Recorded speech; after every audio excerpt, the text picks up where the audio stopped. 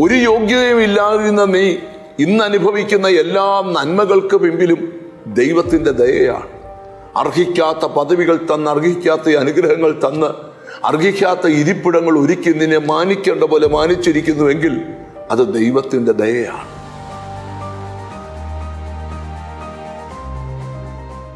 പർവ്വതങ്ങൾ മാറിപ്പോകും, കുന്നുകൾ നീങ്ങിപ്പോകും, എങ്കിലും എൻ്റെ ദയ നിന്നെ വിട്ടുമാറുകയില്ല. ഇവിടെ പ്രവാചകനായ യെശയ്യാവ് പ്രവചിക്കുകയാണ്, വിട്ടുമാറാത്ത ദൈവത്തിന്റെ ദയ എക്കാലവും നിന്നോട് കൂടെയിരിക്കും. ഭൂമി മുഴുവൻ ദൈവത്തിന്റെ ദയ കൊണ്ട് നിറഞ്ഞിരിക്കുന്നുവെന്ന് വിശുദ്ധ ബൈബിൾ നമ്മളെ പഠിപ്പിക്കുക. പത്രോസ് അപ്പോസ്തലൻ തന്റെ ലേഖനത്തിനകത്ത് എഴുതിയിരിക്കുന്ന ഒരു ഭാഗമുണ്ട്, കർത്താവ് ദയാലുവാണെന്ന് നിങ്ങൾ ആസ്വദിച്ചിട്ടുണ്ടല്ലോ. നാം ഓരോ ദിവസവും ജീവിച്ചിരിക്കുന്നത് ദൈവത്തിന്റെ ദയയാലാണ്, ദൈവത്തിന്റെ കരുണയാലാണ്.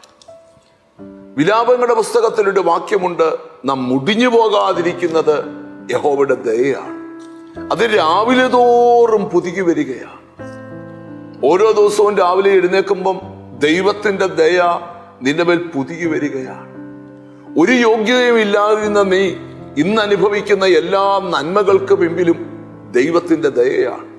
അർഹിക്കാത്ത പദവികൾ തന്ന്, അർഹിക്കാത്ത അനുഗ്രഹങ്ങൾ തന്ന്, അർഹിക്കാത്ത ഇരിപ്പിടങ്ങൾ ഒരുക്കി നിന്നെ മാനിക്കേണ്ട പോലെ മാനിച്ചിരിക്കുന്നുവെങ്കിൽ അത് ദൈവത്തിന്റെ ദയയാണ്. എന്താണ് ഇന്ന് രാവിലെ ഈ വചനം നിങ്ങളോട് പറയാൻ കാരണം? ദൈവം ചിലരോട് ഈ ദിവസങ്ങളിൽ ദയ കാണിക്കാൻ പോവുക. പരാജയത്തിന്റെ പടുകുഴിയിൽ ആണ്ടുപോയ ചിലര് ഇന്ന് വചനം കേൾക്കുന്നുണ്ട്. എന്നെ ആര് രക്ഷിക്കും? എന്നെ ആര് ഉദ്ധരിക്കും? എന്നോട് ആര് ദയ തോന്നും? ഒരു മനുഷ്യ കണ്ണുകൾക്കും ദയ തോന്നാതിരിക്കുമ്പോഴും ദൈവം നിന്നോട് ദയ കാണിക്കും. ഈ ദിവസങ്ങളിൽ അർഹിക്കാത്ത ചില പദവികളിൽ നിന്നെ കൊണ്ടെത്തിച്ച് ദൈവം ദയ കാണിച്ചിരിക്കുന്നു എന്ന് മറ്റുള്ളവർക്ക് ബോധ്യമാകത്തക്ക നിലയിൽ കർത്താവ് നിന്നോട് ദയ കാണിക്കുക. ഇവിടെ പ്രവാചകൻ പ്രവചിക്കുന്നൊരു ഭാഗമാണ്, പർവ്വതങ്ങൾ മാറിപ്പോകും, കുന്നുകൾ നീങ്ങിപ്പോകും, എന്നാലും എൻ്റെ ദയ നിന്നെ വിട്ടുമാറുകയില്ല. സങ്കീർത്തന പുസ്തകത്തിലൊരു വാക്യമുണ്ട്, ദൈവത്തിൽ ആശ്രയിക്കുന്നവനെ ദയ ചുറ്റിക്കൊള്ളും. തികഞ്ഞ ദൈവാശ്രയം സ്തോത്രം ഉള്ള ഒരു വ്യക്തിയാണെങ്കിൽ നിന്നെ ദൈവത്തിന്റെ ദയ ചുറ്റിക്കൊള്ളും. നമുക്കൊന്നിച്ചു പറയാം, പർവ്വതങ്ങൾ മാറിപ്പോകും, കുന്നുകൾ നീങ്ങിപ്പോകും, എങ്കിലും കർത്താവേ നിന്റെ ദയ എന്നെ വിട്ടു മാറുകയില്ല. ആ ഒരു വിശ്വാസത്തോടെ കണ്ണുകളെ അടച്ച് പ്രാർത്ഥിക്കാം. കാരുണ്യവാനായ ദൈവമേ, സ്വർഗസ്ഥ പിതാവേ, ഞങ്ങൾ ഒന്നിച്ച് അവിടുത്തെ പാദപീഠത്തിൽ അടുത്ത് വരിക.